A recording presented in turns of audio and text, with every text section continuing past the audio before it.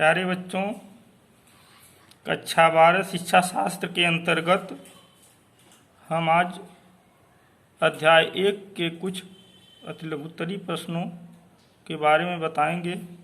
इसके पहले वीडियो में भी हम कुछ अतिलघुत्तरीय प्रश्नों को दिए थे। आइए आगे देखते हैं। वैदिक काल में विद्यार्थियों का जीवन कैसा होता था। वैदिक कालीन शिक्षा के बारे में आप लोगों को पहले भी बताया जा चुका है कि यह एक प्राचीन कालीन शिक्षा व्यवस्था थी जिसमें विद्यार्थी घर से दूर गुरुकुल में गुरु के यहाँ रह करके शिक्षा ग्रहण करते थे। आइए छोटे प्रश्नों की श्रृंखला में देखते हैं। वैदिक काल में विद्यार्थियों का जीवन कैसा होता था। इसका उत्तर है वैदिक काल में विद्यार्थियों का जीवन कठोर, संयमित तथा नियमित होता था। अगला प्रश्न है, प्राचीन काल में गुरु शिष्य संबंध कैसे थे।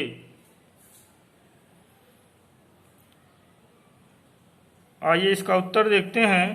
प्राचीन काल में गुरु शिष्य संबंध मधुर एवं सहानुभूतिपूर्ण होते थे। अर्थात वैदिक काल में गुरु शिष्य का संबंध पिता पुत्र के समान होता था। गुरु अपने शिष्यों के पुत्र से बढ़कर समझते थे, जानते थे, और उसी प्रकार शिष्य भी गुरु का आदर और सम्मान करते थे, उनकी सारी बातों को मानते थे।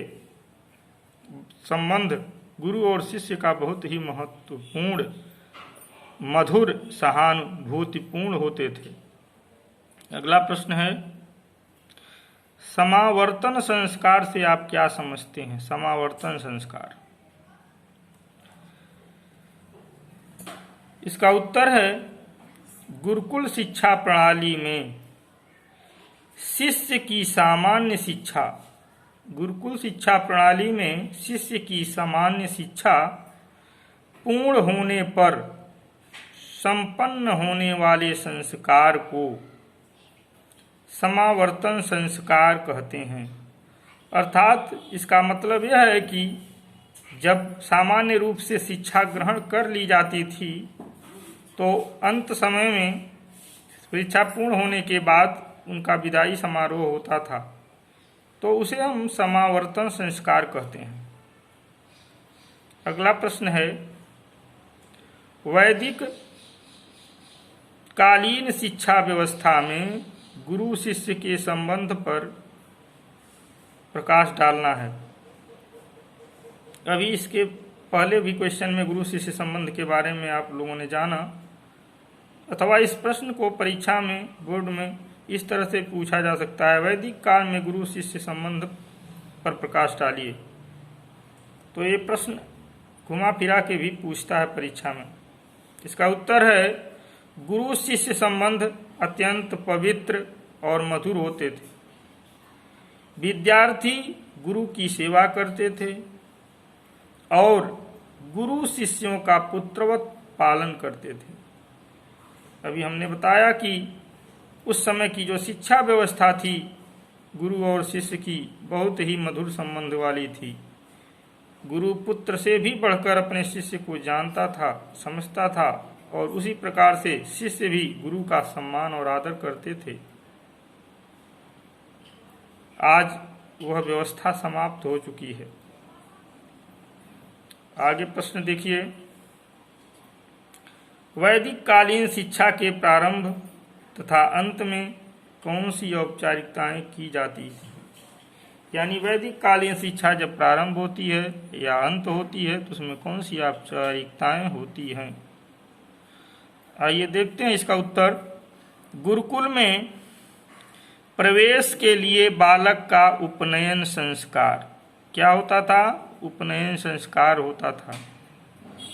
गुरुकुल शिक्षा प्रणाली में शिष्य की सामान्य शिक्षा पूर्ण होने पर समावर्तन संस्कार किया जाता था। पहले प्रवेश के लिए 8 साल की उम्र पर वैदिक कालीन शिक्षा में उपनयन संस्कार होता था। उपनयन संस्कार के द्वारा ही गुरुकुल में बच्चा प्रवेश पाता था, यहीं से उनके शिक्षा का प्रवेश होता था। और जब सामान्य रूप से शिक्षा पूर्ण हो जाती थी तो उनका समावर्तन संस्कार होता है, जो अंत में होता था।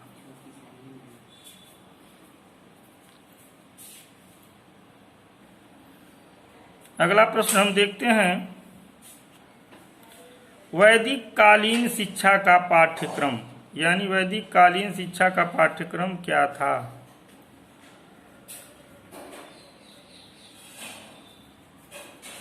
आइए देखते हैं वैदिक कालीन शिक्षा का पाठ्यक्रम।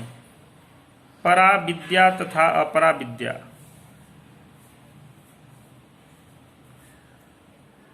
है परा विद्या के अंतर्गत, यानी परा विद्या के अंतर्गत आध्यात्मिक विद्या,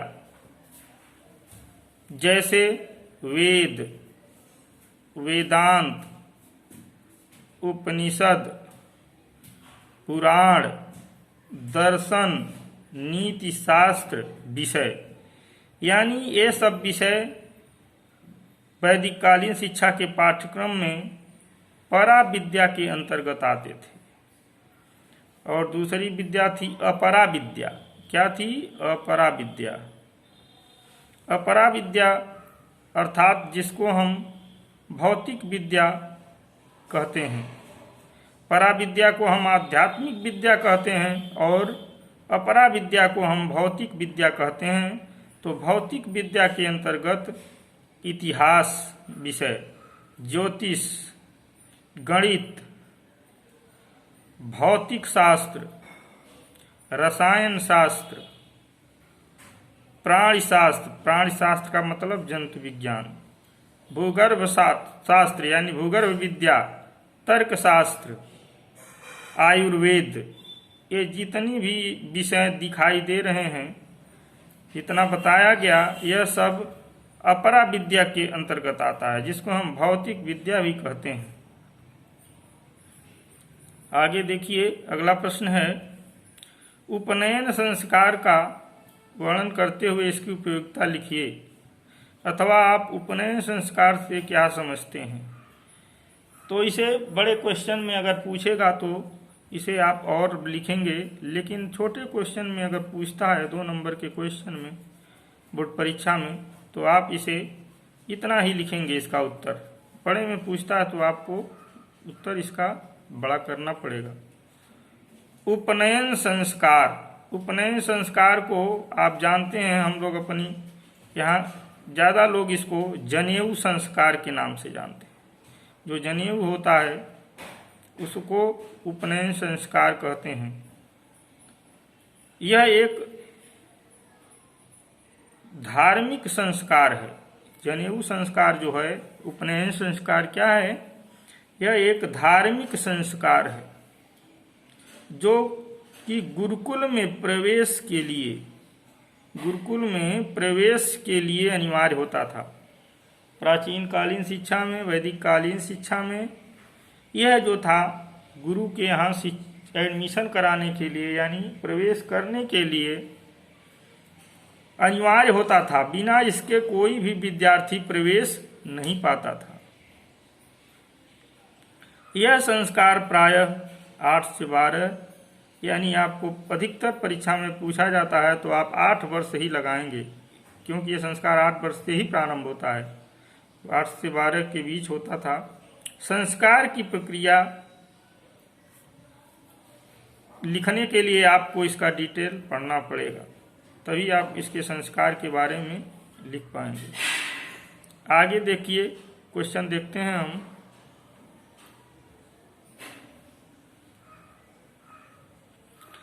गुरुकुल शिक्षा व्यवस्था में विद्यार्थी के प्रमुख कर्तव्य क्या थे? इनके प्रमुख कर्तव्य क्या थे?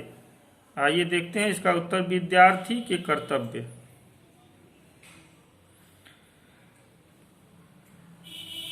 विद्यार्थी का कर्तव्य क्या था उस संस्था में, आइए देखते हैं। ब्रह्मचर्य का पालन करना, उनका कर्तव्य था ब्रह्मचर्य का पालन करना। ब्रह्म मुहूर्त में उठना, मॉर्निंग में सुबह सुबह, एवं नित्य कर्म से निवृत्त होना, अपना नित्य का जो क्रियाकर्म है उसको करना। पानी लाना, लकड़ियां एकत्रित करना, आश्रम की सफाई करना, स्नान करना, पूजन और हवन करना, उसके बाद फिर अध्ययन करना, दोपहर का भोजन बनाना, विश्राम करना एवं अध्ययन सायंकाल वही प्रक्रिया होती थी। भिक्षाटन करना एवं गुरु की सेवा करना उनका परम कर्तव्य था। इस प्रकार से गुरुकुल शिक्षा व्यवस्था में विद्यार्थी के प्रमुख कर्तव्य इतने थे जो उनको रोज रोज करना पड़ता था। अब आगे देखिए एक प्रश्न और। प्राचीन काल में स्त्री शिक्षा के पाठ्यक्रम का संक्षिप्त विवरण देना है, लेकिन आप बड़े क्वेश्चन में इसको बढ़ा करके लिखेंगे, छोटे में इसे इतना ही लिखेंगे। स्त्री शिक्षा अधिकांशतया घर पर ही दी जाती थी। अधिकांश स्त्रियों की शिक्षा उस समय घर पर ही दी जाती थी। गुरुकुलों में सह शिक्षा नहीं थी, यानी गुरुकुल प्रणाली जो थी उसमें सह शिक्षा यानी लड़की लड़के दोनों नहीं, बालक बालिका दोनों नहीं पढ़ सकते थे। उच्च वर्ण की स्त्रियों को भी शिक्षा सुलभ थी। उच्च वर्ण की स्त्रियों को भी शिक्षा सुलभ थी। उन्हें धर्म, साहित्य, गायन, नृत्य आदि की भी शिक्षा दी जाती थी।